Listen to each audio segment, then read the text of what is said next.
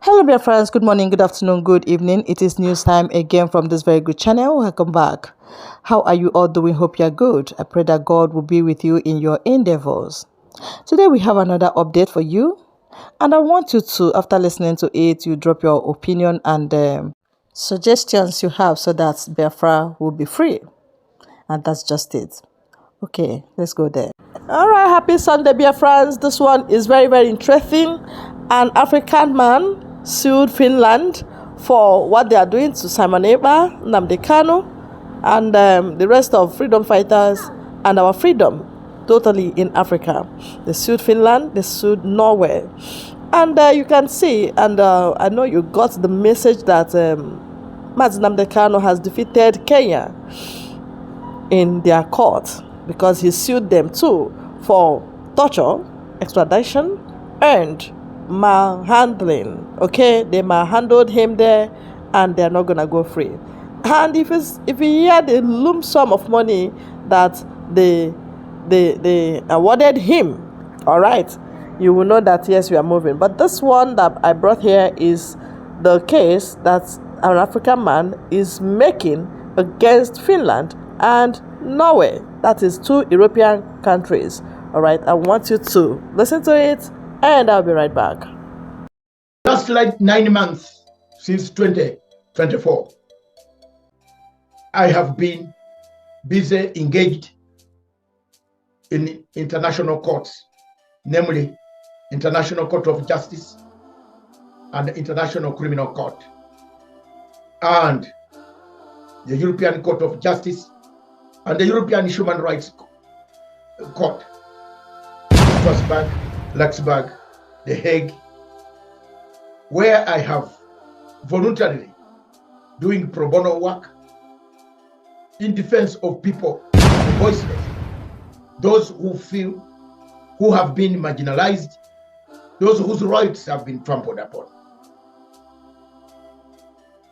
There are two countries in Europe that I want to target: Finland and Norway. These two countries preach water and preach wine and drink water. Back in their countries, they have arrested African activists. They have arrested people who are simply saying, we have run away because of problems that you people are not telling the world. The European Court of Justice of Human Rights and the European Court of Justice have articles that govern European Union countries or European countries that are on planet Earth. If you see a conflict on the African continent in any of the states, you go back and several articles and the European Union, European courts, and report a conflict. Finland and Norway are crisscrossing Africa, looking for minerals, looking for oil, gas, lucrative contracts at the expense of human rights. They are busy criticizing governments left and right in Africa. But they have a problem. Back in their countries, there are Africans they have detained. There are Africans who have been put on trial for only saying, hey, we have a problem. They are working out day and night deals of non-refoulement. The act which universal international law prohibits refoulement as one of the acts that should not be allowed anywhere in a country that has signed the Geneva Convention, a country that has signed universal international law mechanisms, and a UN country that believes in human rights. Norway, Finland are busy masquerading on the continent of Africa as saviors of people. The Norwegian Red Cross, for example, knows that in Cameroon, there are children that have been killed, maimed, women who have been killed by the Cameroonian army. Each day, as we speak, from 2016, Norwegian Refugee Council has been drawing out government money from Norway, Oslo, to pump into projects, to in a state which has never been reported anywhere under the European law. Human rights are trampled on. Southern Cameroonians are abducted, kidnapped at night from Abuja in a hotel. Refoulement takes place. Norway does not speak about it. A member of the United Nations, a member of the European Union Human Rights Universal Act, which is very clear that they must report. The Norwegian Red Cross, therefore, what credibility do you have to criticize countries in Africa? What credibility when you can lock up people who are simply saying, hey, show us what we have?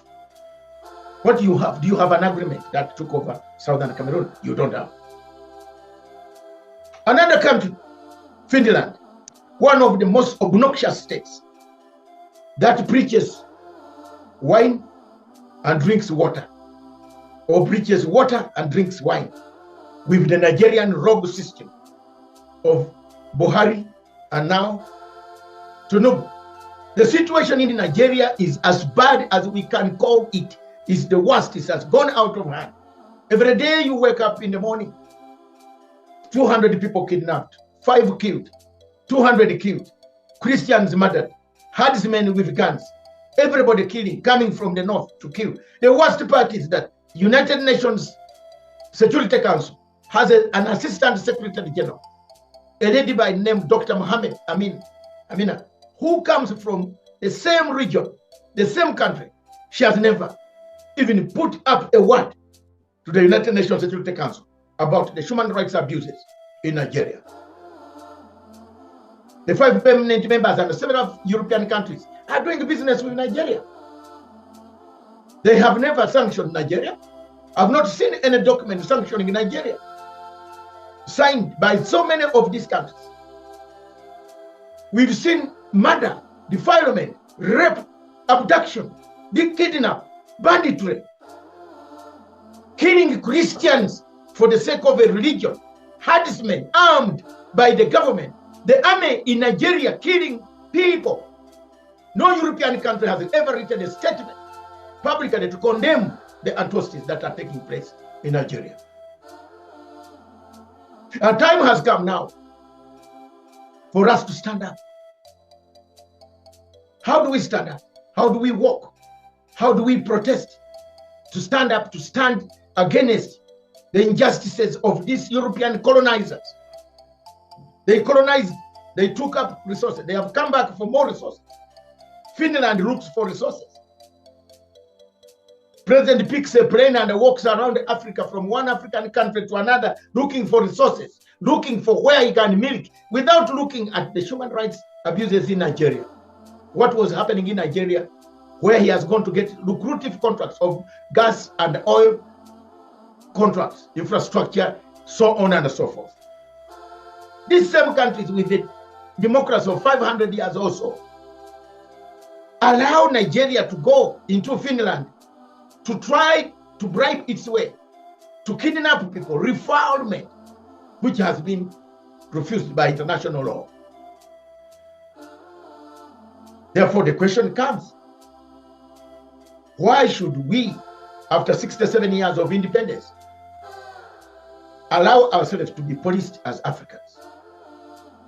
Why are we being policed? What went wrong? We got independence, but we are being policed. We created the African Union, Organization of African Unity. In 1963, most of us were grown up like me. We saw it function, liberate many organizations, many countries across the continent of Africa, especially in Southern Africa, where neocolonialism, hegemony had taken root. What has happened to the African Union? It has also been captured by France. The French have captured African Union. The French have captured International Criminal Court. The French have captured International Court of Justice. All these courts are in the hands of the French.